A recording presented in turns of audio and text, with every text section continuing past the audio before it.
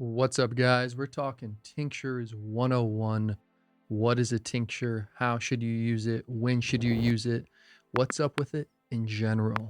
So, my stance on tinctures is they are undervalued in the industry as a whole.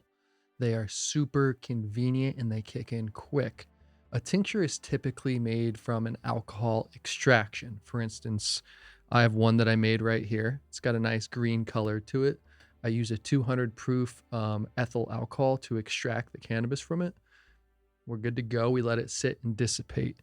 The brand I work for, Autumn Brands, we do an awesome elixir. This is an MCT oil base. Like I said, tinctures are usually alcohol based. That's why this is called an elixir. There are still other MCT oil tinctures on the market that I've seen. I say it's underestimated because so many people go into the dispensary buying gummies and other edibles, and they forget that these tinctures are around. A nice bottle of this, like 1,000 milligrams of high quality cannabis oil in here for like $52 pre-tax, is really hard to beat when it comes to any other edibles on the market. So that's really what I push to people when they're getting edibles. I'm like, did you know you can get a tincture for cheaper, that's stronger, that's going to last you longer? Now, you usually take it just by unscrewing your bottle. I think this one's empty. There's a little in here. And you just put it sublingually under your tongue. So let it sit there for about 15, 30 seconds. Sometimes I do a minute or two just to get that full absorption. You can also put it on food or in beverages, but it's important to note that if you do put it in food and beverages, it will take longer to hit, just like an edible. And just as I put it in there, you can see it has a very medicinal look to it. So it has a lot of medicinal benefits to patients looking for not only a quick dose, but a consistent, clean dose. Because right now, all I consumed was the cannabis oil and the MCT oil.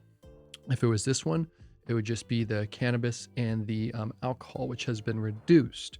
So you're really not taking in too many other substances, which you would with other edibles and things like that on the market.